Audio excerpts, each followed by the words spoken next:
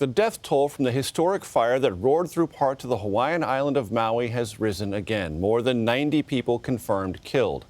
The Inferno is now the deadliest U.S. wildfire in more than a century. The scale of suffering and trauma only now coming into focus. CBS Morning's co-anchor Tony DeCopel is in Maui tonight and leads our coverage. Tony, good evening. Major, good evening to you. We are just back now from a shelter still filled with 1,000 people 5 days after that wildfire chewed through parts of West Maui. And many people here tell us they're still trying to comprehend the sheer scale of the devastation and to process the pain. The people in Hawaii are some of the toughest around, but even they need help. They certainly do. There's a search here for everyday things like gasoline, phone reception, just a signal, or your next hot meal. Power outages are rolling, and it means that major appliances are all but useless. And residents say right now it's local volunteers and groups that have stepped up, while the government has so far, anyway, that help mostly words, not yet deeds.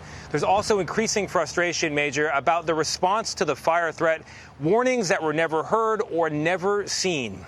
We do have full coverage tonight of this historic destruction, and we're going to begin with our Jonathan Vigliotti, who's been on the ground here in Hawaii for days. He's got the very latest. Jonathan? Tony, at this hour, hundreds of people are still missing. And as the days go by with no word, hope is quickly fading that everyone will be found alive. First responders have described absolutely horrific scenes. And a warning to our viewers, what you're about to see and hear is disturbing.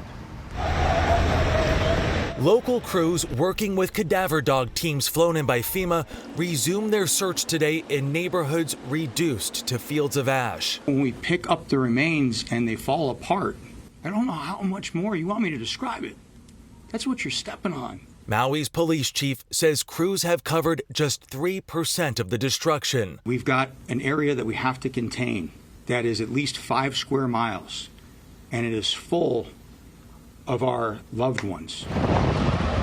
The fire ripped through Lahaina Tuesday afternoon, a time many tourists and locals would have been walking and shopping on historic Front Street. I saw one Fred dead on the ground like a piece of charcoal, like Pompeii almost, just dead.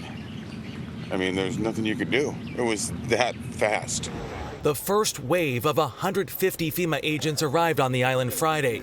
90 of them search specialists looking through homes, businesses, and cars. This is Front Street. Without a proper evacuation order, people in a desperate attempt to outrun the flames got into their cars and took to the road. But the fire quickly caught up, and you could see the desperation in how these cars are lined up. We're talking dozens as far as you can see. There was so much panic as the fire hit. Sources close to the search, several of them tell me the death toll could be in the hundreds. If that's what they're telling you, I wouldn't second guess them. FEMA Administrator Deanne Criswell surveyed the damage. How long do you think it will take to conduct this search effort?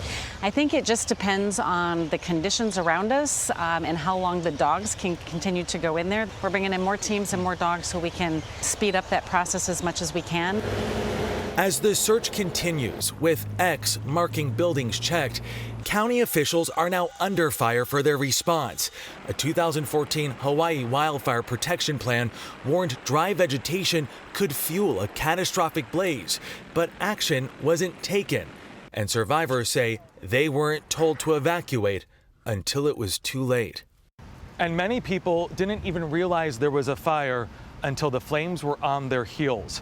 The state attorney general is now investigating the county's emergency response before, during, and after the disaster hit, Tony. You can definitely understand why. Jonathan, thank you very much.